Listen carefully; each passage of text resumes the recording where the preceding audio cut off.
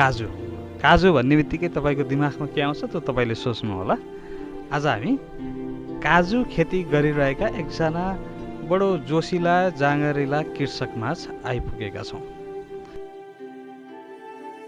मोरङ जिल्लाको पथरीमा छौँ।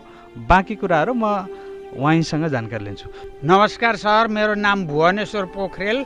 म लगभग अहिले 75 वर्ष पुगिसकेँ। रिटायर शिक्षक हो सर म, र यस ठाउँका बालन सङ्गिनी विभिन्न कामहरू पनि गर्छु। धार्मिक संस्कार र संस्कृति जोगाउने उद्देश्य छ भने यो काजु जुन मैले खेती गरिरहेको छु यो चाहिँ राष्ट्रव्यापी पैसा चाहिँ भारतलाई दियो हामीहरूले।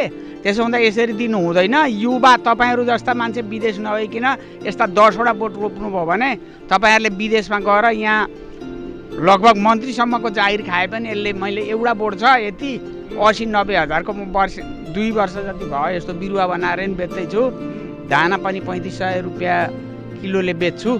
त्यसो हुँदाखेरि मेरो लक्ष्य छ उहाँहरू जस्ता युवा, अर्जुन भाइहरू जस्ता युवालाई पनि यही व्यवसायमा लगाएर नेपालका धेरै ठाउँमा धरान विराटङ, धरानदेखि वारपार जाँते लेटाङ भन्ने ठाउँमा साह्रै फल्छ सर। यो कालो माटो चाहिन्छ, केही भिरालो चाहिन्छ।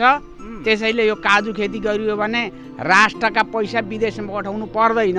किन पर्दैन भन्दाखेरि यसरी लाग्यो भने कृषिको उत्थान विकास पनि भयो, युवा बेरोजगार पनि भएनन्, नेपाल सरकारलाई नि सघाए।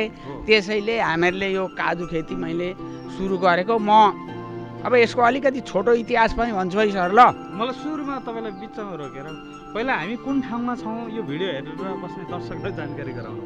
मैले त मोरङको पथरी भने, हजुर, बाँकी यो ठाउँ ठ्याक्कै तपाईँको यो ठाउँ कहाँनिर छ त भन्नु।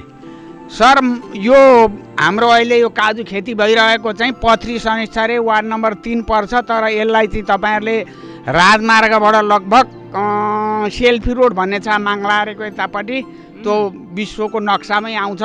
त्यहाँबाट सुइँ झर्ने बित्तिकै यहाँ 3 किलोमिटर 4 किलोमिटरमा यो मेरो घरमै आइन्छ। यो घर चाहिँ टावर भएको घर भन्नुभयो भने भुवनेश्वर पोखरेल, त्यो त काजु बा पनि भन्न थाले धेरैले। यहीँबाट पठाएको हो नि। त्यसैले त्यस्तै हो सर। यो राम्रो लाग्छ र मैले हजुरहरूलाई पनि यहाँ निम्ता गरेको भनौँ। हाम्रो अर्जुन भाइलाई ल त्यस्ता साथीहरू भइदियो भने यहाँ पठाइदिनु होला। यसलाई देशव्यापी बनाउनुपर्छ। जहाँ जहाँ फल्छ त्यो ठाउँमा चाहिँ 77 जिल्लाबाट मान्छे आउँछन् यहाँ बिरुवा लिनका लागि। पोहोर पनि मैले 1200-1500 बिरुवा यस्ता उत्पादन गरेर बेचिसकेको छु। 2 वर्ष जति भयो। त्यसो हुँदाखेरि यो राष्ट्रभरिका जनताले यो काजु जहाँ जहाँ फल्छ त्यहाँ चाहिँ सबैले रोपुन् र फलाउन् भन्ने मेरो उद्देश्य छ सर। मैले जे सोच्छु ठ्याक्क भन्नु होला है। तपाईँले यो काजुको बोट लगाएको चाहिँ कति वर्ष भयो, कहिलेबाट? ठ्याक्कै यो काजुको बोट लगाएको मैले 7 वर्ष भयो। अहिले 8 पनि लाग्न लाग्यो। मैले चारधाम जाँदाखेरि ऋषिकेश भन्ने हजुरले सुने होला भारतको, त्यो चारधाम जाँदाखेरि एकजना रामदेव भन्ने बाबाकामा धेरै यस्ता 50औं बोट लगाएको छ। त्यहाँ ठुलो फार्म छ, त्यहाँबाट मैले बिरुवा ल्याएको हो। त्यतिखेर 150मा ल्याएको थिएँ मैले। तर धेरै दुःखले रेलमा चढ्दा पनि यसरी जोगाएर ल्याएँ। एउटा मात्रै 150मा ल्याएको थियो मैले। 150 भारू एउटा मात्रै ल्याएँ। त्यतिखेर थाहा थियो। जोगाएरै रेलमा चढ्दा बुढाबुढी गएका थियौँ पालो गरी यसरी समय प्लास्टिकको झोलामा र ल्यायौँ। काहीँ चाहिँ पाएको थिएन, काहीँ चाहिँ पाइयो। त्यस्तै यो दुःखसँग अब हामी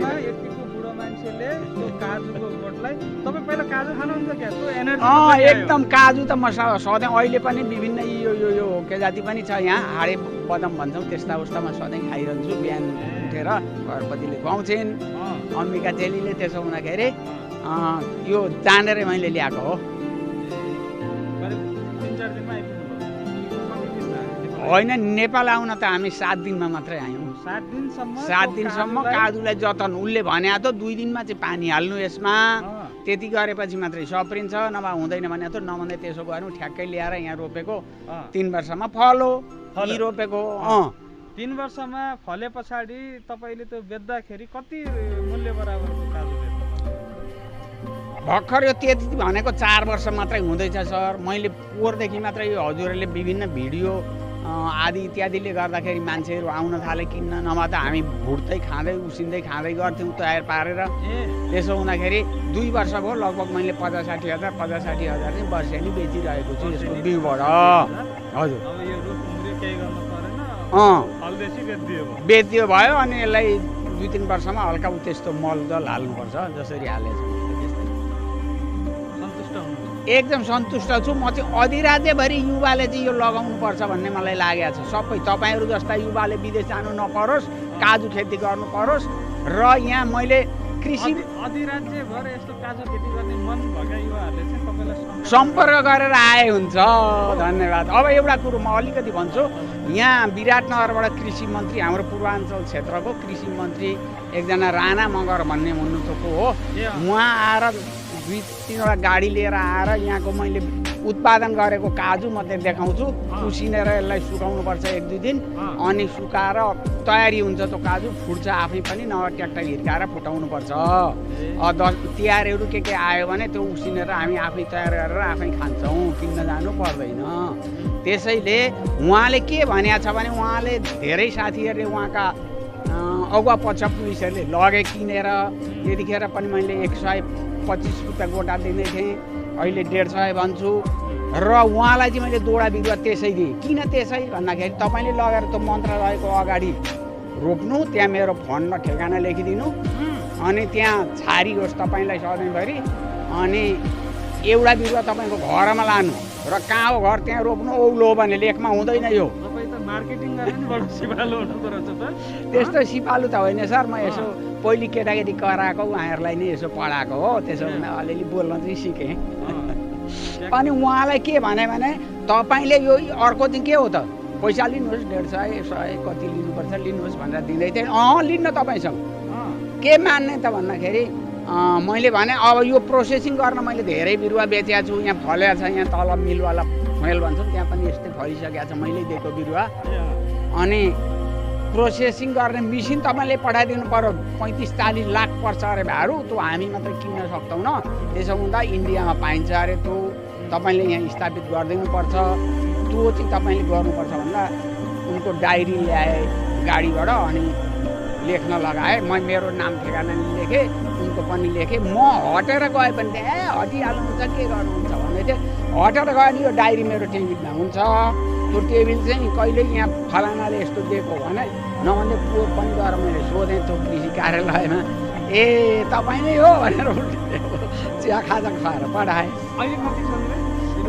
अहिले अब बोट त भर्खर फल्न 2टा मात्रै थालेका छन् सर। यो चाहिँ धेरै वर्ष भयो, अहिले 3-4 वर्ष भयो। बिरुवा चाहिँ अब यहाँ उत्पादन गरिन्छ र 1500-2000 जति बिरुवा उत्पादन गर्छु।